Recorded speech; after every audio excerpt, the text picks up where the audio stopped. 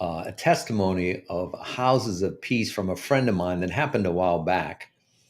It's a friend of mine who was working with a hotel owner. And that owner had this hotel that was in comparable to New Orleans, like Airline Highway, Tulane Avenue. And this particular hotel was used 80, 90% for prostitution. And I had an encounter with the Lord, became a believer, the owner.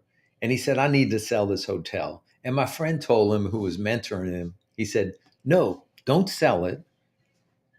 Bring the kingdom to the hotel. And he said, well, how do I do that? So he worked with him, consulted with him.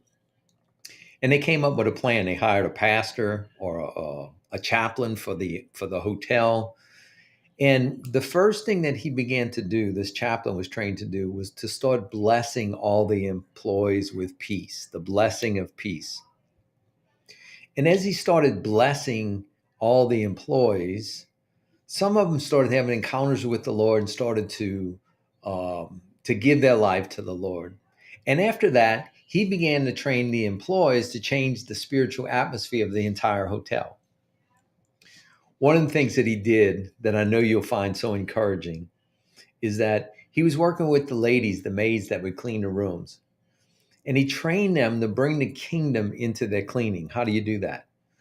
Well, when they would make the beds, they were trained to pray, Lord, may your presence be in this room. May it be upon this bed. When they were fluffing the pillows, may anybody whose head encounters these pillows, may they have an encounter with you. May you manifest your presence to them. As they're cleaning the house physically, they're actually inviting the Lord into the room spiritually. The amazing testimony was that people guests started randomly having encounters with the Lord and saying, last night I had a dream, or I had an encounter, or I had this experience. And they have an entire book with testimonies of people that had encounters with the Lord.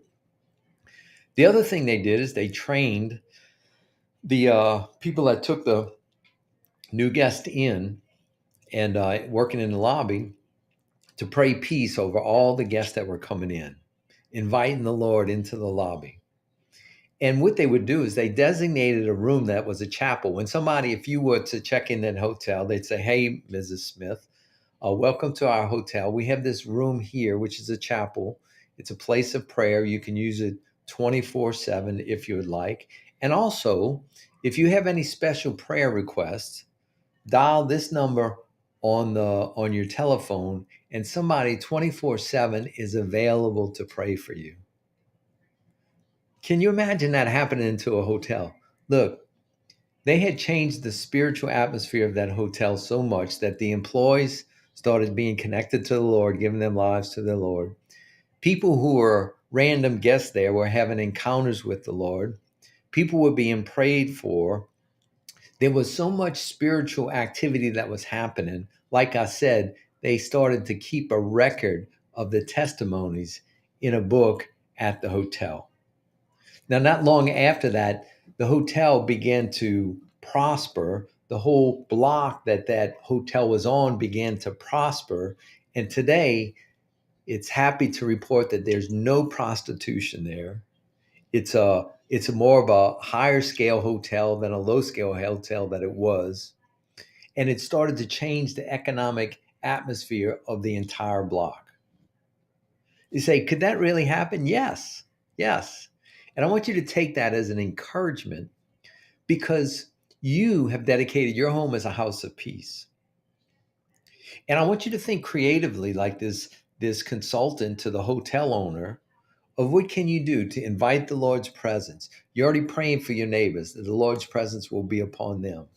What can you do to actually connect and bring the presence of the Lord to them in a more powerful way?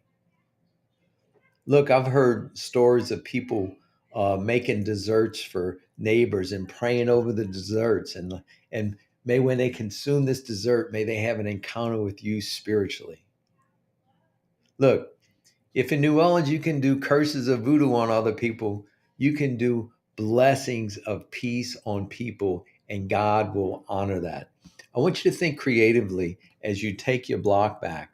What are some of the ways that you can do to start integrating the Lord into everyday practical interactions that can bring his presence and transform your block, just like this hotel owner transformed the block of his hotel because one person learned to bring the kingdom of heaven into a place.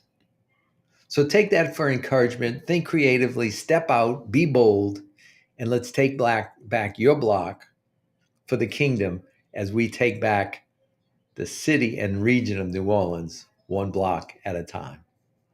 God bless.